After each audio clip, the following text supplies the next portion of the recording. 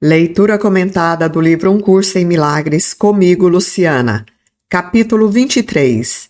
A Guerra contra Ti Mesmo. Seção 4. Acima do campo de batalha. É importante que você não permaneça em conflito, pois não existe guerra sem ataque. O medo de Deus é o medo da vida e não da morte. Entretanto, Deus permanece sendo o único lugar de segurança. Nele não há ataque e nenhuma forma de ilusão anda à espreita do céu. O céu é totalmente verdadeiro. Nenhuma diferença entra nele, no caso aqui no céu, e aquilo que é totalmente o mesmo não pode conflitar, não pode entrar em conflito. Não te é pedido que você lute contra o seu desejo de assassinar, mas é pedido a você que reconheça que as formas que esse desejo toma escondem a mesma intenção. E é disso que você tem medo, e não da forma.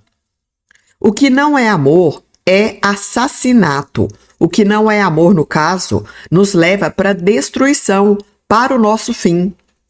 O que não é amoroso não pode deixar de ser um ataque. Cada ilusão é um assalto à verdade, e cada ilusão violenta a ideia do amor porque parece ser igualmente verdadeira. Ele trouxe que cada ilusão é um assalto à verdade, é um ataque repentino à verdade. Então, cada ilusão vai violentar a ideia do amor, porque parece ser verdadeira, a ilusão. Mas o que pode ser igual à verdade e ao mesmo tempo diferente? Assassinato e amor são incompatíveis. No entanto, se ambos são verdadeiros, então ambos não podem deixar de ser o mesmo e indistinguíveis um do outro. Trazendo de outra forma, Se ambos são verdadeiros, assassinato e amor no caso, para a pessoa que acredita nisso, então ambos não têm distinção. Ele vai acreditar realmente que pode coexistir tanto o amor quanto o assassinato. Quanto, no caso aqui, eu poderia trazer quanto o ataque, Assim eles serão para aqueles que veem o Filho de Deus como um corpo, pois não é o corpo que é como o Criador do Filho. E o que é sem vida não pode ser o Filho da vida. Não pode ser o Filho de Deus, Porque o corpo físico não tem vida própria. É interessante observar isso, gente. Como pode um corpo se estender para conter o universo? É possível ele criar e ser o que ele cria? E pode ele oferecer às suas criações tudo o que ele é e nunca sofrer perda? Olha que bonito, tá falando do nosso ser, da nossa essência mesmo divina, como Filho de Deus, porque nesse caso, essas perguntas estão traçando esse paralelo, Se pode o corpo físico se estender para conter o universo, ser possível ele criar e ser o que ele mesmo cria, e também se pode oferecer às suas criações tudo o que ele é sem sofrer nenhum tipo de perda.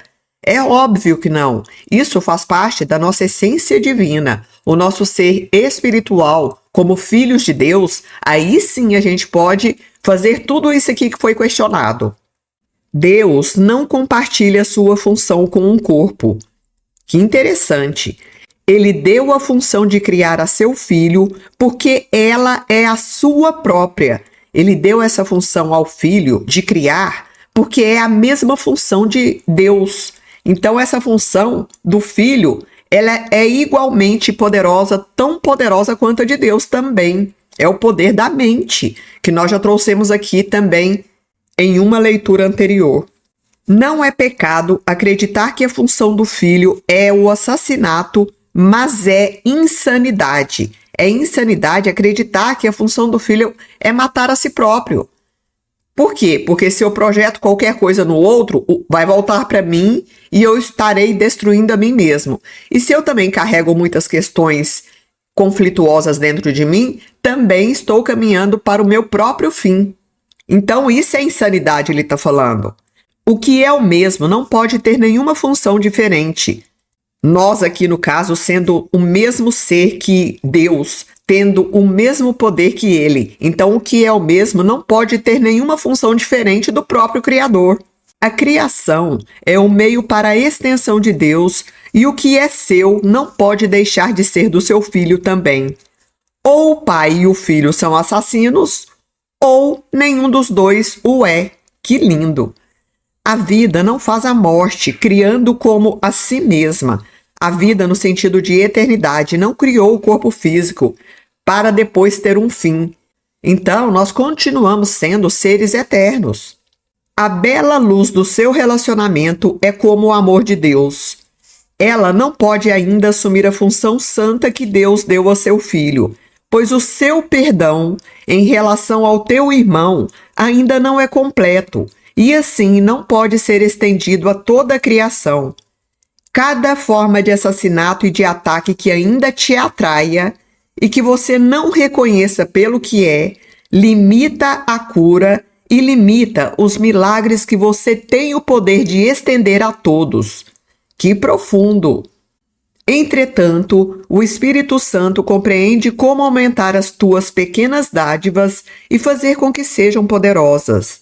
Ele compreende também como é que o seu relacionamento se ergue acima do campo de batalha e não mais dentro dele.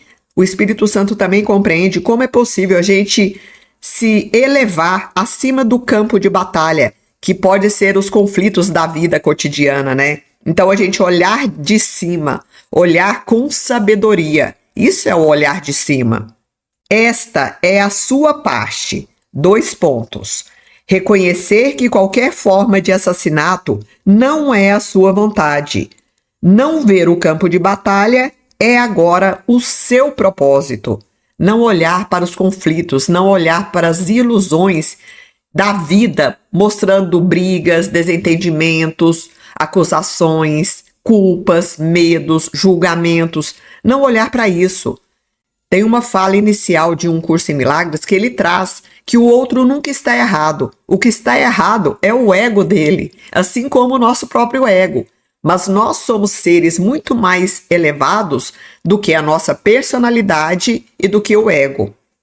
Que você seja erguido e de um ponto mais alto, olhe com uma outra compreensão para todas as formas que o assassinato toma lá embaixo, no caso, no campo de batalha. De lá, além da forma, a sua perspectiva será bastante diferente. Aqui no meio do campo de batalha, ele de fato parece real. Aqui, escolheu ser parte dele. No campo de batalha, a gente escolhe fazer parte desse cenário de ataque e de destruição. Aqui, o assassinato é a sua escolha. Entretanto, do alto, a escolha são os milagres em vez do assassinato. E a perspectiva que vem dessa escolha te mostra que a batalha não é real e que é muito fácil escapar. Os corpos podem batalhar, mas o choque de formas é sem significado. E essa batalha só termina quando você reconhece que nunca teve início. Como pode uma batalha ser percebida como se não fosse nada quando você se engaja nela? E como pode a verdade dos milagres ser reconhecida se o assassinato é a sua escolha? Quando surgir a tentação de atacar para fazer com que a sua mente se torne escura e assassina, lembre-se de que você pode ver a batalha do alto. Mesmo em formas que não reconhece, os sinais você conhece. Olha os sinais que denotam se a gente está no meio da batalha ou não. Há uma punhalada de dor, uma pontada de culpa e, acima de tudo, a perda da paz. Isso você conhece bem. Quando essas coisas ocorrerem, não deixe o seu posto do alto, ou seja, não permita que o seu nível de consciência baixe, mas, rapidamente, escolhe um milagre ao invés do assassinato. E o próprio Deus e todas as luzes do céu gentilmente irão inclinar-se para você, te sustentando no alto. Pois escolheu permanecer onde Deus quer que você esteja, e nenhuma ilusão pode atacar a paz de Deus junto com o seu filho. Nesse caso, só para trazer de uma forma um pouco mais simplificada, para que a gente descubra se escolhemos o ataque, o assassinato, estar no campo de batalha ou não, basta fazer as perguntas da leitura anterior. Como você se sente? A paz está na sua consciência?